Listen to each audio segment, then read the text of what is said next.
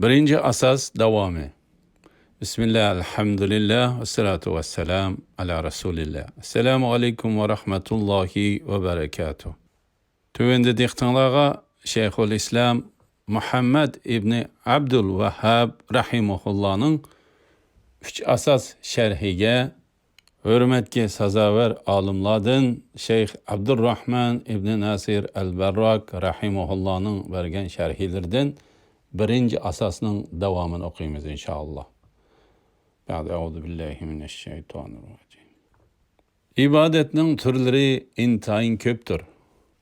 Bunun içinde kalp amelleri var. Mesela korkuş, ümit qilish, tevekkül qilish, arzu qilish, korkunç, eyminish degandek. Bunun içinde yana aşkar ameller, yani azalarning amellari mi var? Mesela yardım tilash, panah tilash, iltijo qilish, mal bo'g'izlash, nazr qilishga o'xshash. Azalarning amallaridan yana ruku qilish, sajda qilish, ro'z tutish, haj qilish, jihad qilish va hokazolar bor.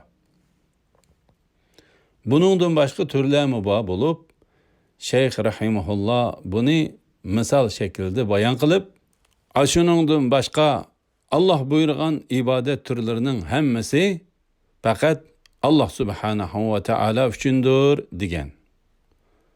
İbadet Allah subhanahu va taalaning la haqqidir.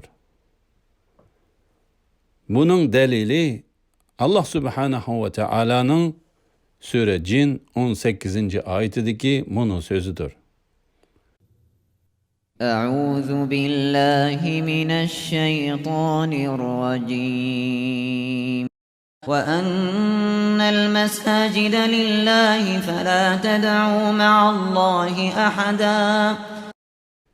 Tercümesi: Mescidler Allah'a xasdır.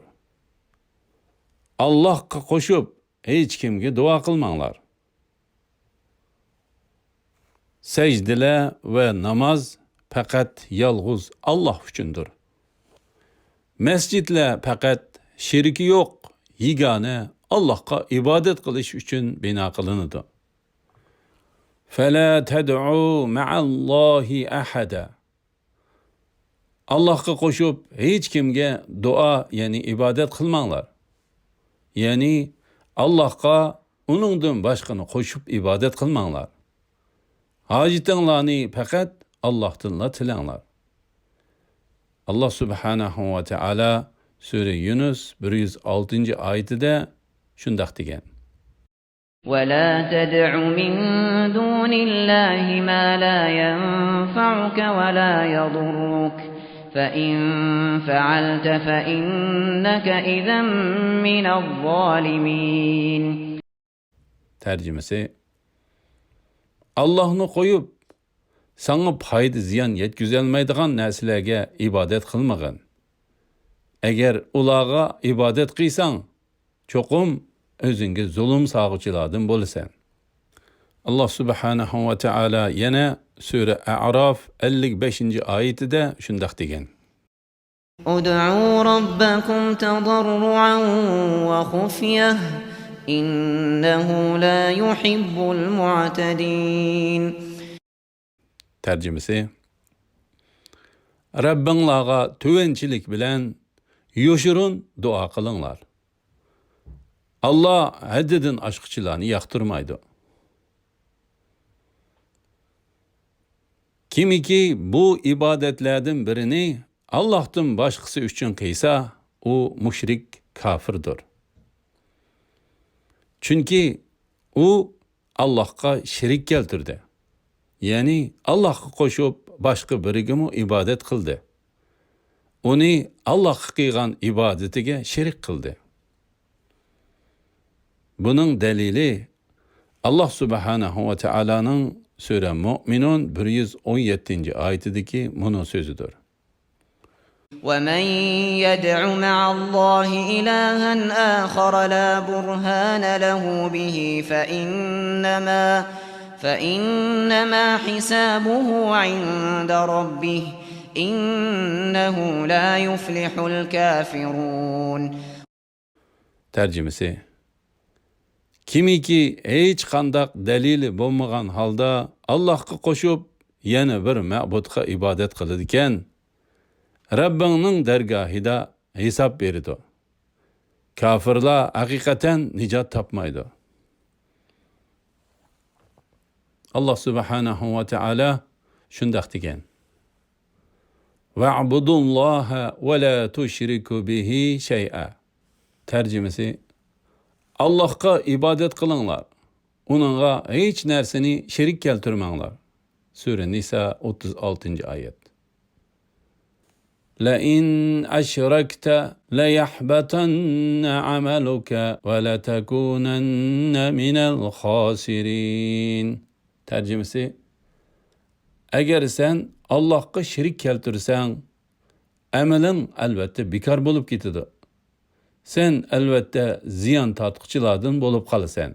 Sure Zömer 65. ayet. وَلَوْ أَشْرَكُوا لَحَبِطَ عَنْهُمْ مَا كَانُوا يَعْمَلُونَ.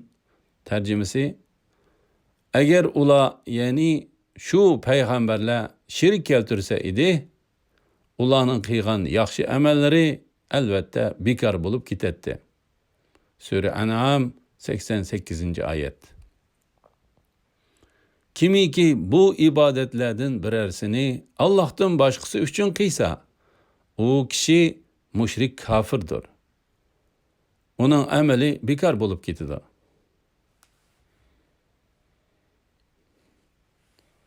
Şeyh rahimahullah ibadetning türlerini bayan qilgandan keyin onun her birinin delillerini bayan qilgan. Bir hadiste dua ibadettir deyilgen. Bunun delili Allah subhanahu ve Taala'nın bunu sözüdür. وَقَالَ رَبُّكُمُ ادْعُونِي أَسْتَجِبْ لَكُمْ إِنَّ الَّذِينَ يَسْتَكْبِرُونَ عَنْ عِبَادَتِي سَيَدْخُلُونَ جَهَنَّمَ دَاخِرِينَ. Tercümesi: Rabbinla eytidi: Bana dua kılınlar. Men duayınlarını icabet kılımen. Tiligininglarını berimen. Şübihisiz ki mening ibadetimden çoğunçılık kılıp baş tartıdığanlar har halda cehennemge kirdi. Sure Gafir 60. ayet. Allah subhanahu ve Teala ayette dua kılışkı buyurup, dua kılgıçılarını köp maqtıgan. Allah subhanahu ve Teala şundaq degen: ادعوا ربكم تضرعا وخفية إنه لا يحب المعتدين. Tercümesi: Rabbinlarga tövençilik bilen yoşurun dua kılınlar. Sure A'raf 55. ayet. Allah subhanahu ve Teala yana şundaq degen: وَإِذَا سَأَلَكَ عِبَادِي عَنِّي فَإِنِّي قَرِيبٌ أُجِيبُ دَعْوَةَ الدَّاعِ إِذَا دَعَانِ فَلْيَسْتَجِيبُوا لِي وَلْيُؤْمِنُوا بِي لَعَلَّهُمْ يَرْشُدُونَ. Tercümesi: Mening bendelerim senden men doğruluk sorusa, ulağı aytqin ki, men hakikaten ulağı yıkınman. Yani ulağının ahvalını, sözlerini bilip durman. Bana dua kılsa, men dua kılgıçının duasını icabet kılıman. Ula doğru yol tepiş üçün mening davetimni qabul qilsin ve bana iman etsin. Yani hamisha iman bilen bolsun. Sure Bakara 186. ayet. Hadiste dua ibadettir deyilgen. Şeyh rahimahullah duanın ibadet ekanligiga ayet ve hadisden delil keltirgan. Çünkü Allah subhanahu ve Teala yuqorida zikr qilingan ayette İnnellezîne yestekbirûne an ibadeti. Tercümesi, mening ibodatimdan bu ibare dua qilish buyruqidan keyinli kelgan. Cho'ngchilik qilib bosh tortadiganlar degan. Payg'ambar sallallohu alayhi vasallamdan sabit bo'lgan hadisda dua ibodatdir deyilgan. Ulamolar duoni ikki turga ayirgan. Birinchi, so'rash ma'nosidagi dua. Bu ochiq so'rashdir. Bendining, ey Alloh, meni mag'firat qilsizlar. Ey Alloh, menga rahim qilsizlar. Ey Alloh, meni to'g'ri yo'lga boshlasizlar deganidek. Bunu ayetmu shularning jumlasidandir. Ihdinas siratal mustaqim. Bizni to'g'ri yo'lga boshlagin. İkinci, ibadet ma'nosidagi dua. U so'rash shakldagi duodan boshqa ibadetlerdir. Namaz, roza, hac ve barliq zikrlar dua, yani ibadettir. Yani dua ibadettir. İbadetmu dua deb atalgan. Çünkü bende savobni talab qilguvchi, yani so'rg'uchidir. Şeyh rahimahullah shundoq dedi. Qo'rqishning dalili Allah subhanahu va taolaning bunu so'zidir. فَلَا تَخَافُوهُمْ وَخَافُونِي إِن كُنتُمْ مُؤْمِنِينَ. Tercümesi, eğer mümin bolsanglar, ulardan korkmanglar, menden korkunglar. Sure Ali İmran 175. ayet. Allah subhanahu wa ta'ala bendilerini özüden korkuşka buyurdu. Allah'tan korkuş, kalplerinin en yüksek ve en evzel halatıdır. Çünkü korkuş şu kişini günah masiyetten çekleydi. Arap tilida korkuşning ma'nodash so'zlaridan al-xashya ve ar-rahba qatorliqlar bor bo'lib, bularning ma'nolari yaqin. Ularning hammasi Qur'onda zikr qilingan. Allah subhanahu va taala shundoq degan. Fala takhafuhum va khafuni. Tercümesi, ulardan qo'rqmanglar, mendan qo'rqinglar. Fala takhshawun nasa vakhshawni. Tercümesi, kişilerden korkmanglar, menden korkunglar. Sure Maide 44. ayet. İnnellezîne hum min haşyeti rabbihim müşfikûn. Vellezîne hum bi âyâti rabbihim yu'minûn. Tercümesi, hakikaten Rabbinin hayvesinden korkucu kişiler, Rabbinin ayetlerine işengüç kişiler. Sure Mü'minun 57-58. ayetler. فَاِيَّايَ فَرْحَبُونَ. Tercümesi, mendille korkunlar. Sure Nahl 51. ayet. Korkuş zikr kılıngan ayetler nahayet köptür. Məxluqdan qorquşning bir qancha turlari bor bo'lib, bularning ichida butlar va o'liklardan qo'rqish. Ularni g'aybni biladi, foyda ziyon yetkazalaydi deb e'tiqod qilishga o'xshash shirik bo'ladiganlari bor. Bularning ichida yana dushmandan qo'rqqanlik sabablik jihodga chiqmaslik, kishilarning arziyat yetkazishidan qo'rqib yaxshilikqa buyurmaslik ve yomonlikdan to'smaslik qatorliq shirik darajasiga yetmaydigan gunoh bo'ladiganlarmi bor. Ammo insonning dushman, yirtqich hayvon ve shuningdan boshqa o'ziga ziyon yetkazadigan narsalardan qo'rqinch his qilishi tabiiy tuyg'u bo'lib, bu gunoh hisoblanmaydi ve ayblanmaydi.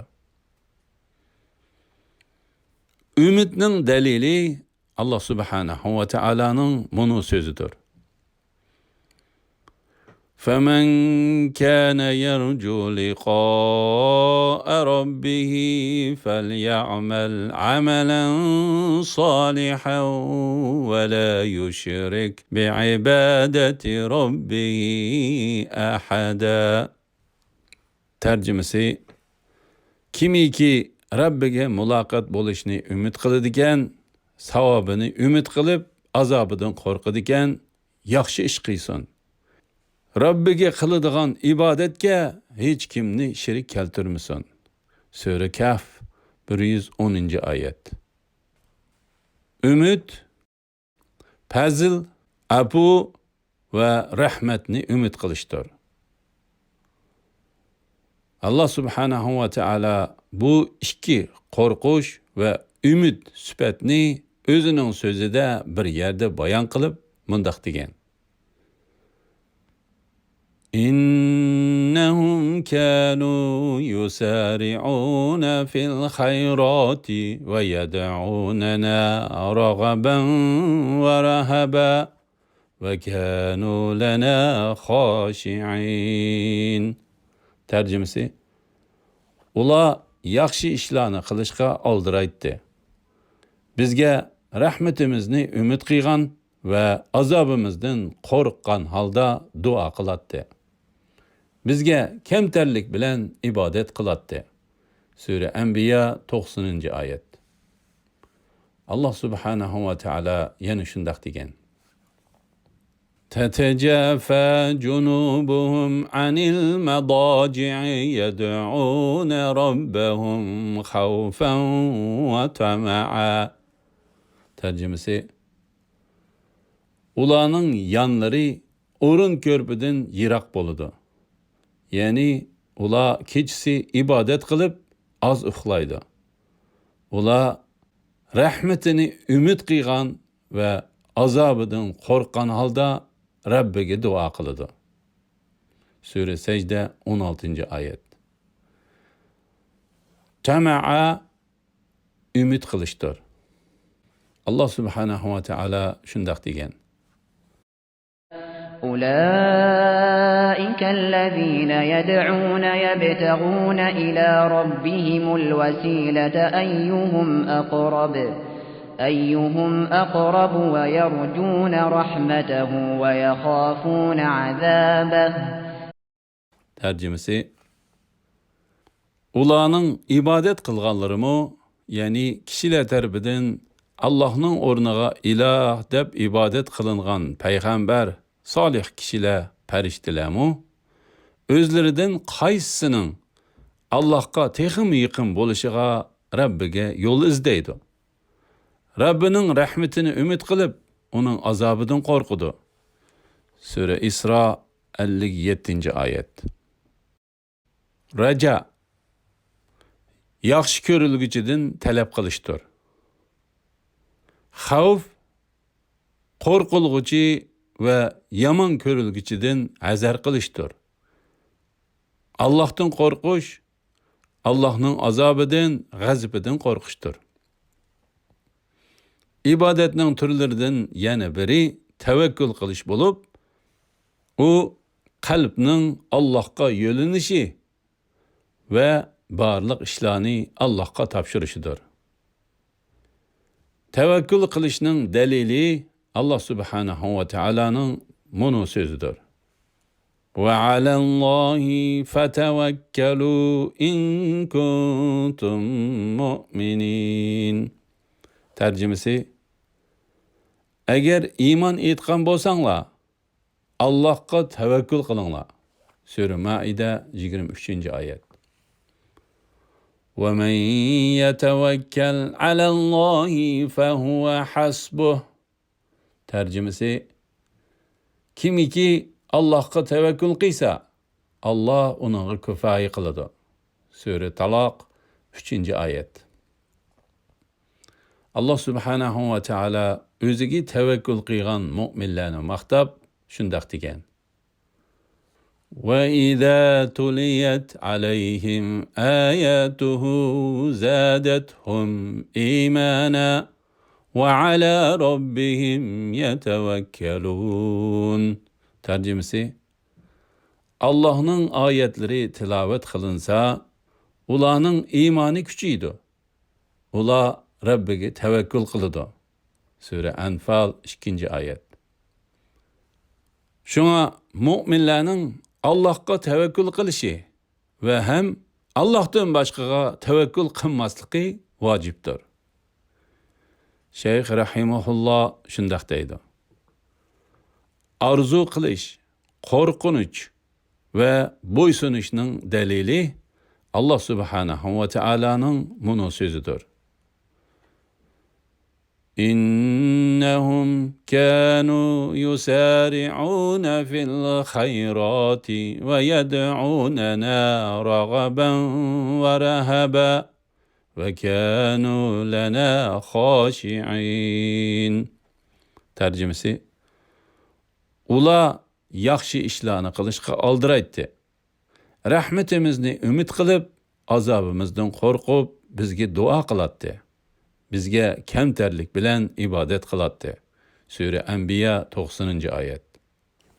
Şeyh Rahimahullah shundaq deydi: Qaytishning dalili Allah Subhanahu ve Teala'nın bunu sözüdür. Tercümesi: وَأَنِيبُوا إِلَى رَبِّكُمْ وَأَسْلِمُوا لَهُ مِنْ قَبْلِ أَنْ يَأْتِيَكُمُ الْعَذَابُ ثُمَّ لَا تُنْصَرُونَ. Rabbinlarga tevbe bilen yüzleninglar ve onunla itaat kılinglar. Sure Zumar 54. ayet. Qaytish o barliq ishlarda Allah'a qaytishdir. Özünün ibadeti bilen Allah Subhanahu ve Teala'ga yüzlenish, Allah'ın buyurganlarga itaat qilish, çekligenlerden yirak turishdir. Yardım tilashning dalili Allah Subhanahu ve Teala'nın bunu sözüdür. İyyâke na'budu ve iyyâke nesta'in. Tercümesi: Rabbimiz sana ibadet kılımız ve sendilla yardım tileyimiz. Sure Fatiha 5. ayet. Bir hadiste eğer yardım tilesen Allah bilen yardım tiligin deyilgen. Ahmed 392'de bir, Tirmizi 2516. numaralı hadis. Panah tilashning dalili Allah Subhanahu ve Teala'nın bunu sözüdür. Kul a'udhu bi rabbil falaq. Tercümesi: Eytqin ki, Sübhinin Rabbi Allah'a sığınıp panah tileymen. Sure Falak 1. ayet. Kul a'udhu bi rabbin nas. Tercümesi: İnsanların Rabbi Allah'a sığınıp panah tileymen digin. Sure Nas 1. ayet. İltica kılışının delili Allah Subhanahu ve Teala'nın bunu sözüdür. إِذْ تَسْتَغِيثُونَ رَبَّكُمْ فَاسْتَجَابَ لَكُمْ. Tercümesi: Öz vaxtida dua kılıp Rabbinlardan yardım tiledinglar. Allah duayınlarını icabet kıldı. Sure Enfal 9. ayet. Allah Subhanahu ve Teala şundaq deydi: İyyâke na'budu ve iyyâke nesta'in. Rabbimiz sana ibadet kılımız ve sendilla yardım tileyimiz. Sure Fatiha 5. ayet. Panah tileş Allah'a sığınıman degendek şekillerde panahlık tileştir. Allah Subhanahu ve Teala şundaq degen: Kul a'udhu bi rabbil falaq. Tercümesi: Eytqin ki, Sübhinin Rabbi Allah'a sığınıp panah tileymen. Sure Falaq 1. ayet. Kul a'udhu bi rabbin nas. Tercümesi: İnsanların Rabbi Allah'a sığınıp panah dileymen degan. Sura Nas 1-oyat. فَإِذَا قَرَأْتَ الْقُرْآنَ فَاسْتَعِذْ بِاللّٰهِ.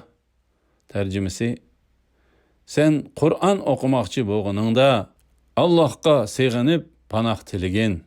Sura Nahl 98-oyat.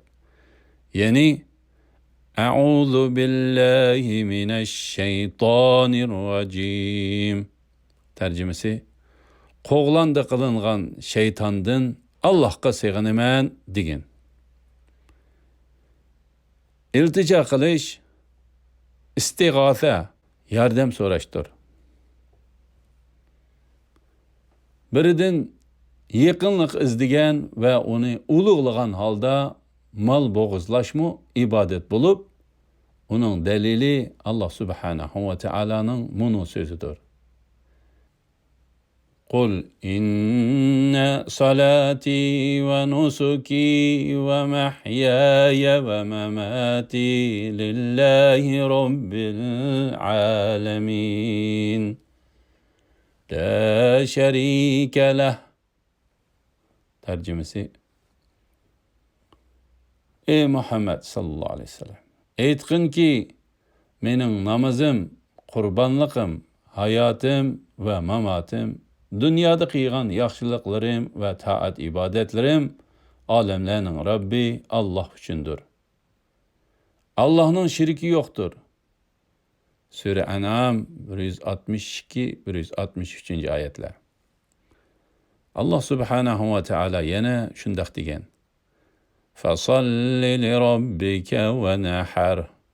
Tercümesi: Rabbin üçün namaz okuğun ve kurbanlık kılgın. Sure Kevser 2-ayet. Allah subhanahu ve teala bu ayette namaz bilen kurbanlıkni yanmı-yan zikir qilgan. Mümin kişi kurban hit günüge okşaş günlerde bu ikisini bir günde ada kılıdı. Mal boğuzlaşlarının sünnetiki delili. Allah'tan başkası üçün kurbanlık qilgan kişiге Allah lanet kılsın. Müslim 1987 numaralı hadis. Allah subhanahu ve teala'ga yaqinlik izlep mal boğuzlaşlarının bir qancha türleri bulup, ular Kurban hit günüdeki kurbanlık, hac ve ömrede kılındıgan kurbanlık, aqiqada kılındıgan kurbanlık.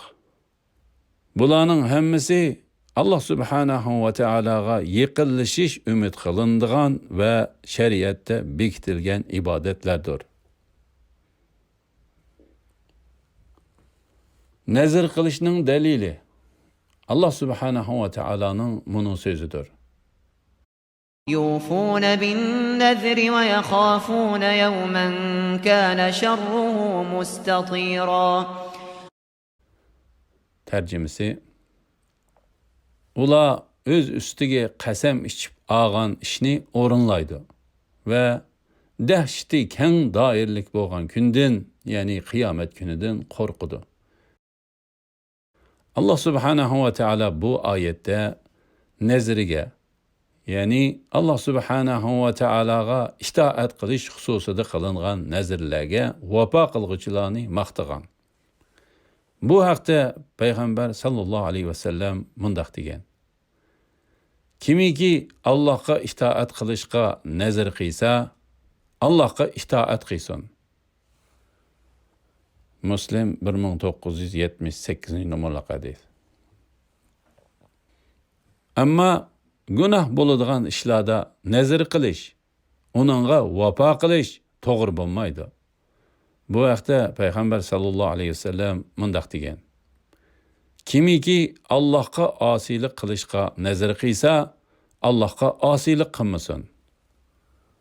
Buxoriy 6696 numaralı hadis.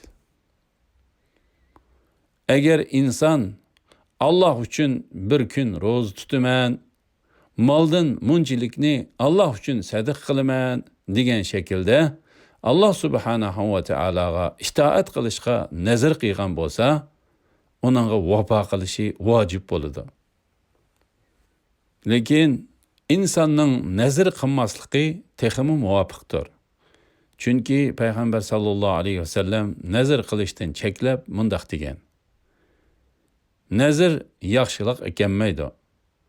Uning bilan faqat bexil odamdan mal dunyo degandek bir narsa chiqariladi. Muslim 1639-hadis. Allah subhanahu va taala va'dasiga xiloflik qilganlarni ayblab shundaq degan: ومنهم من عاهد الله لئن آتانا من فضله لنصدقن ولنكونن من الصالحين فلما آتاهم من فضله بخلوا به وتولوا وهم معرضون. Tercümesi: ularning ichidagi ba'zilar agar Alloh bizga o'z fazlidan ato qilsa, ya'ni rizqimizni keng qilsa, albatta sadaqa beradiq. Albatta yaxshilardan bo'ladiq deb Allohga ahd qildi. Alloh ularga o'z fazlidan ato qilgan, ya'ni boy qilgan chaqda bexillik qilishdi. Ya'ni ahdini buzib Allohga va Allohning payg'ambariga itoat qilishdan yuz o'rishdi. Sura Tavba 75-76 oyatlar. Kimiki agar Alloh kesilimga shifo bersa, munchilik sadiq qilaman desa, ondan kesili saqayganda yoki hojati ravo bo'lganda bexillik qilsa, Allohning yuqoridagi so'zida zikr qilgan munofiqlarnikiga o'xshash sifatga ega bo'lgan bo'ladi. Alhamdulillah. Yuqorida Shayxul Islom Muhammad ibn Abdul Vahhab rahimahullohning islomdagi 3 asosga hurmatga sazovor Shayx Abdurrahman ibn Nasir al-Barrak rahimahullohning bergan sharhisidan birinci asasının axirini anladыңlar. Axirini keyin qitimliq o'qishimizda davomlashtiramiz inshaalloh.